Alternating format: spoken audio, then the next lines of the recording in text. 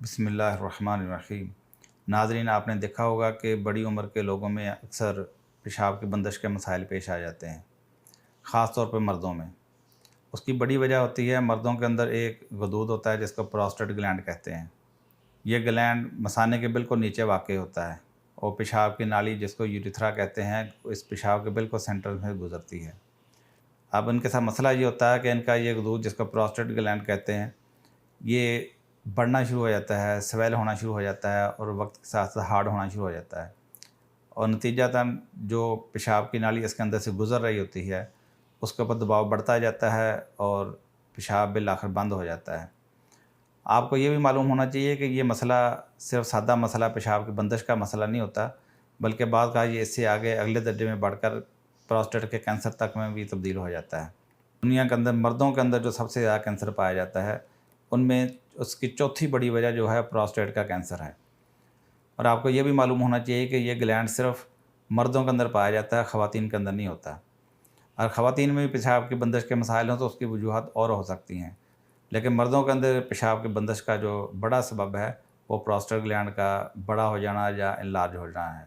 इसको benign prostatic hyperplasia भी कह देते हैं। जैसे जैसे ये दूध बढ़ता है और सख्त होता जाता है, ये मुख्तलिफ मसाइल और अलामात का सबब बनता चला जाता है। मिसाल के तौर पर मरीज़ को बार बार पेशाब आना, ख़ास तौर पर रात के वक्त बहुत ज़्यादा बार बार पेशाब आना, पेशाब के शुरू में मुश्किल होना या पेशाब करते वक्त ज़्यादा ज़ोर लगाने की ज़रूरत महसूस होना, पेशाब का बहाव कमज़ोर होना, यानी पेशाब प्रेशर के साथ ख़ारिज नहीं होता। इसी तरह पेशाब ख़त्म होने के बाद भी कतरे टपकते रहना, मसाने को मुकम्मल खाली ना कर सकना और बाज़ औक़ात पेशाब में खून भी आना शुरू हो जाता है और पेशाब जो है वो मुसलसल ख़ारिज नहीं होता, थोड़ा ख़ारिज हो गया फिर रुक गया, फिर ख़ारिज हो गया फिर रुक गया और पेशाब का प्रेशर जो होता है वो बहुत कम होता है। बाज़ औक़ात तो यूँ लगता है कि पेशाब सिर्फ़ गिर रहा है, पेशाब प्रेशर के साथ ख़ारिज नहीं हो रहा। और ये इब्तदाई अलामत होती हैं और इसके बाद आखिरी स्टेज ये होती है कि पेशाब मुकम्मल तौर पर बंद हो जाता है। अब हमारे पास जब इस तरह का कोई पेशाब की बंदिश का केस आता है तो हम उसके लिए कुछ लेबॉरेटरी टेस्ट कराते हैं। मिसाल के तौर पर उसका पीएसए टेस्ट करवा सकते हैं, उसका अल्ट्रासाउंड करवा सकते हैं, एमआरआई करवा सकते हैं। इसके अलावा कुछ और फिज़िकल एग्जामिनेशन होते हैं वो किए जाते हैं और पेशेंट की जो मुकम्मल हिस्ट्री ली जाती है। उसके बाद डायग्नोज़ किया जाता है कि आया कि वाक़ई प्रोस्टेटिक हाइपरप्लेजिया है या कोई और सबब है। जब ये कन्फर्म हो जाता है कि इसका वाक़ई प्रोस्टेटिक हाइपरप्लेजिया है तो फिर उसके बाद उसका इलाज तजवीज़ किया जाता है। नाज़रीन, अभी तक प्रोस्टेटिक एनलार्जमेंट के फ़ाइनल जो असबाब हैं, इसकी वजूहात क्या हैं, अभी तक ये कन्फर्म नहीं है, लेकिन इसकी वजूहात एक से ज़्यादा हो सकती हैं, जिनमें से सबसे बड़ी वजह तो पेशेंट का ज़्यादा उम्र का होना है। ये तकरीबन 50-55 से 60 साल की उम्र तक ये मसला ज़ाहिर होना शुरू हो जाता है। फिर उसके बाद उम्र जैसे-जैसे बड़ी होती जाती है, ये मसला ज़्यादा नुमायाँ होता चला जाता है।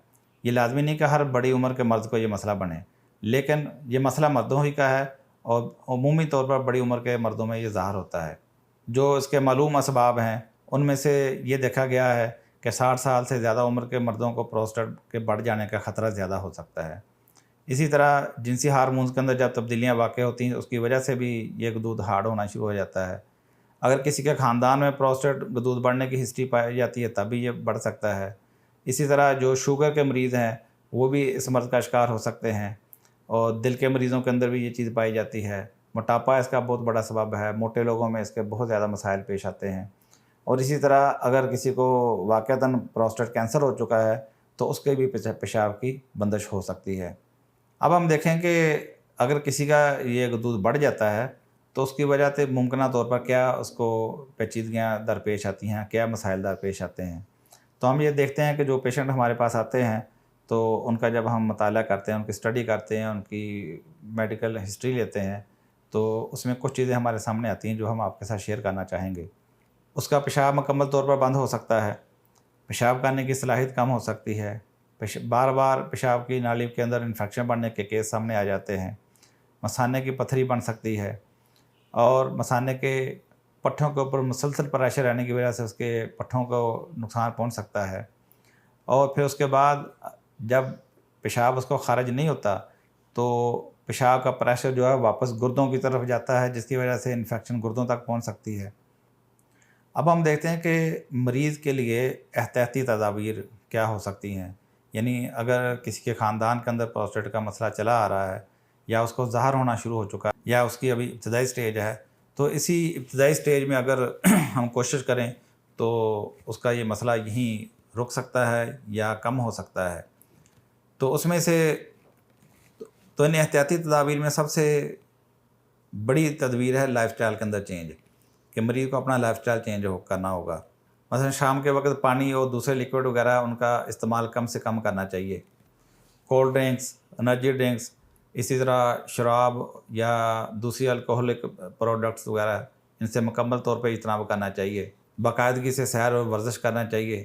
یعنی یہ کچھ بنیادی احتیاطی تدابیر ہیں، اگر کوئی اختیار کر لے تو اس کی یہ پروسٹیٹک انلارجمنٹ جو ہے یہ نہ صرف یہ کہ بہتر ہو سکتی ہے بلکہ یہیں پہ رک بھی سکتی ہے.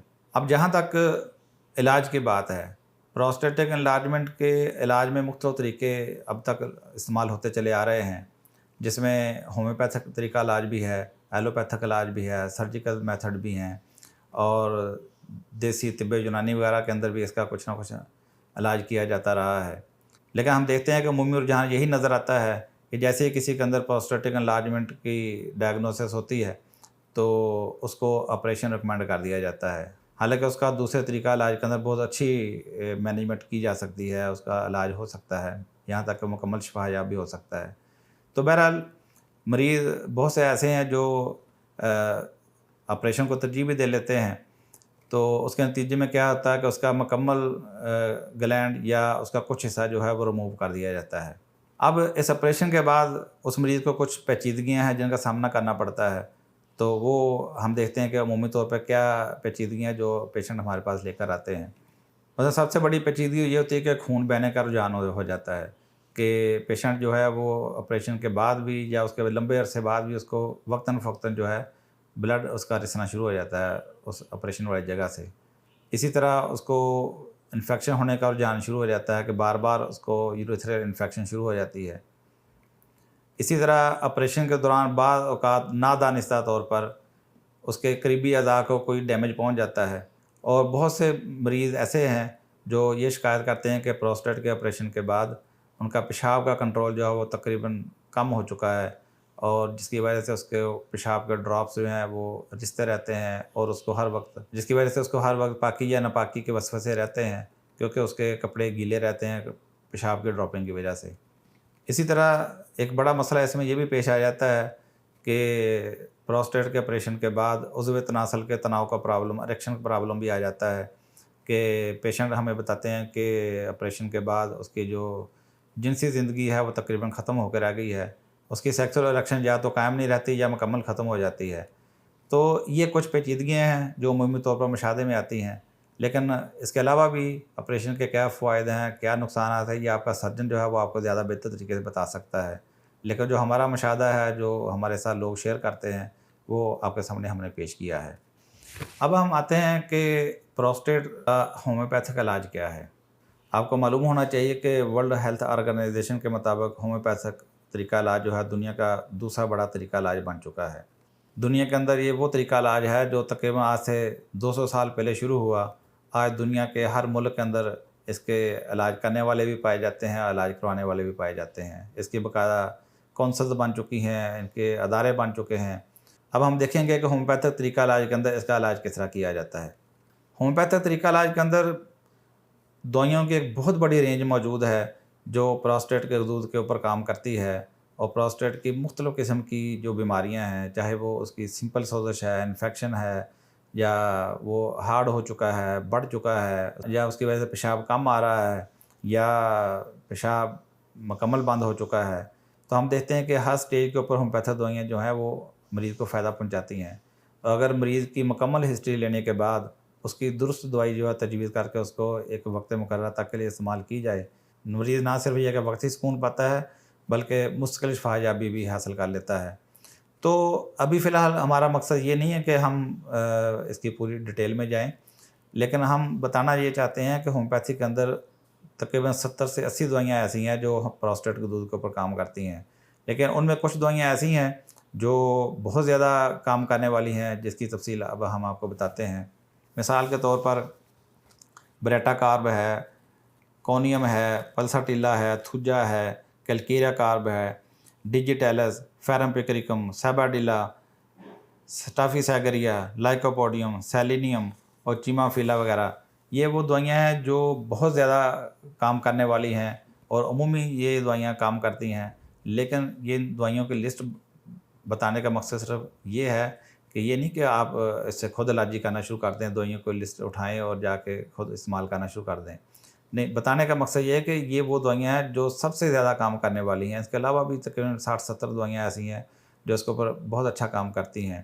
چونکہ ہومیوپیتھی کے اندر انڈیویجولائزیشن ہے، ہر مریض کے علامات اور اس کی ہسٹری کے مطابق منفرد دوا تجویز کی جاتی ہے.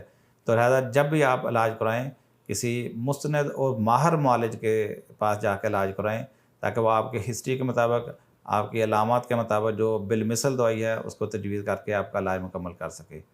تو آج کے لیے یہی کافی ہے. اللہ حافظ.